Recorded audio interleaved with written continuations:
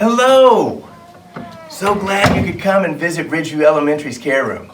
CARE stands for Calming and Recovering Environment. My name is Rob Leytham and I run the CARE room. My badge says that I'm ISS, but that is the last thing that I do here. In this room there is safety, there's laughter, there's creativity, there's music, there's relationships, and there's love. We teach missing skills and how to regulate emotions. And when I say we, I'm talking about myself, our principal, Dr. Tyler Shannon, our assistant principal, Mrs. Heather Buckman, and our school and class family.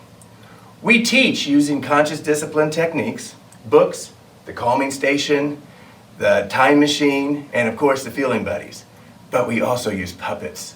We use role play, we use dance, we use art, we use drumming.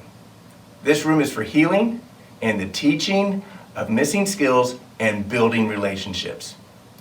We do this by doing many proactive breaks throughout the day with students who we know are easily triggered, get stressed, and overwhelmed easily. When the student comes to their scheduled time, they take a short 5-minute break.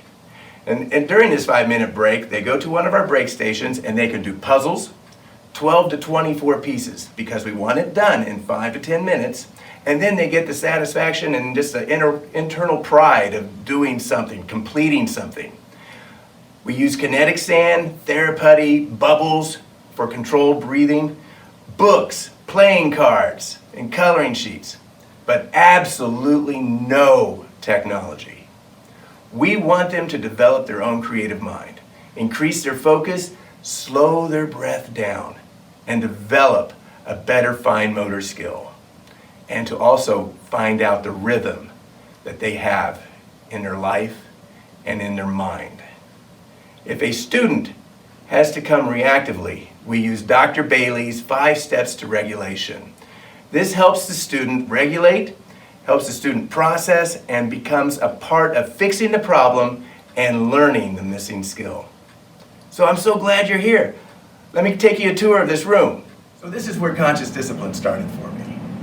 About 7 years ago, I did a half-day professional development with Jill Moley.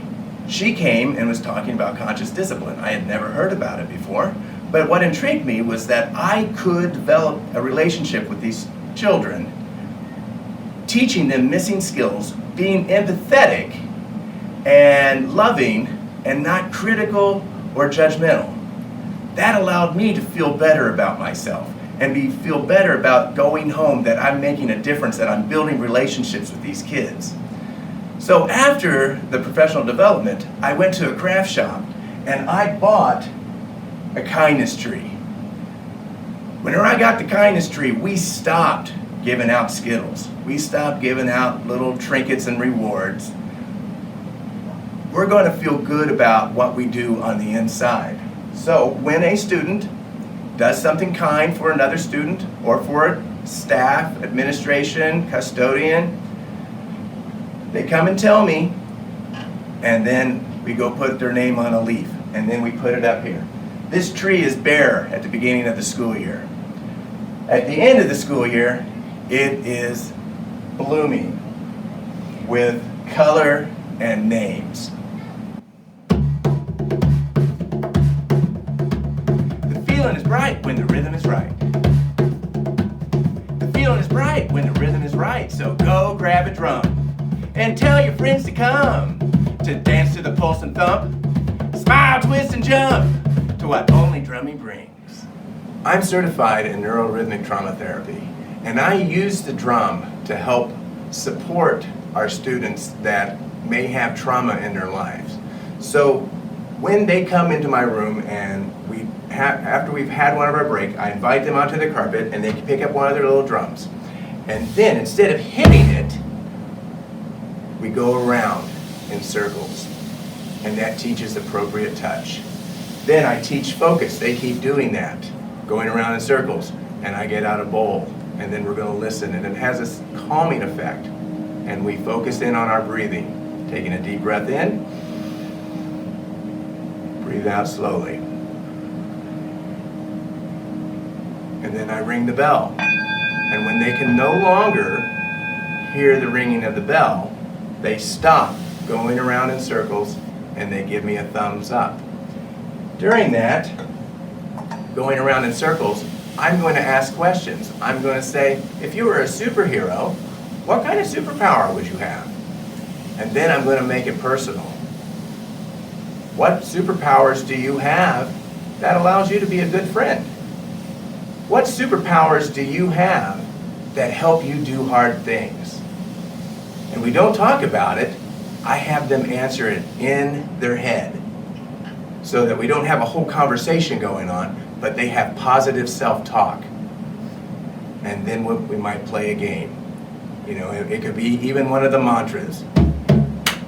It's okay to be kind. It's okay to stretch my mind. If we're not drumming, we come over to this table and we do crafts or lessons, and they deal with our feelings. These are 3 of the crafts that we have done this year. The first one being dry gourds that we put the feeling buddies on. And now it is an instrument that we can use whenever we are playing drums. The other 2 are ones that we can have at our desk.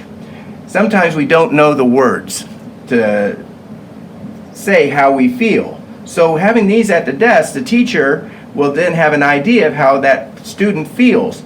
So we have this one sheet of paper, and I tell the student, when you're frustrated, what color represents frustration to you? And it might be purple. Yellow might be calm. So they color, and then it becomes a dial. So then the teacher can walk by and see how that student feels. The other one is a feeling buddy that we can have at the desk.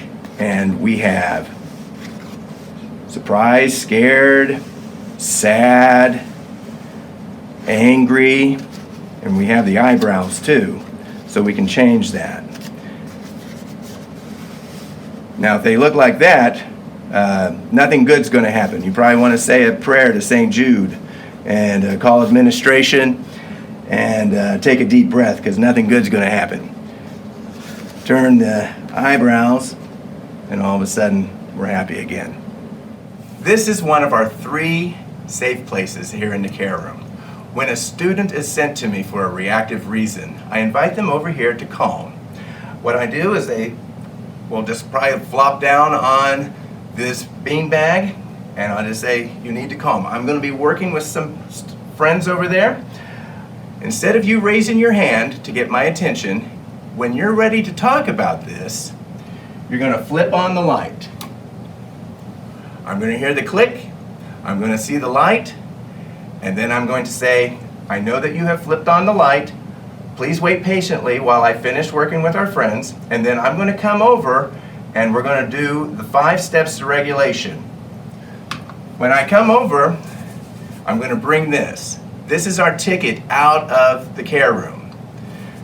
We are going to do the 5 steps. I am, I calm, I feel, I choose, I solve. The I am is where they're going to come in and identify that they are triggered and that they need to find a safe spot.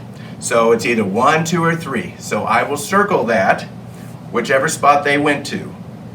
Then they get to choose which calming strategy that they want to do. They can do star, balloon, drain, or the pretzel, or one that they know, like shark fin. We have roller coaster, we have Spider-Man. We will do that. Then we move on to how they feel. Now, the younger kids, we will probably get a feeling buddy. The older kids, if they don't want to get a feeling buddy, we'll just talk about it. And then they'll talk about the emotion that they were feeling. You know, were they angry? Were they frustrated, scared, anxious, sad, disappointed, happy, or calm? Sometimes they're silly.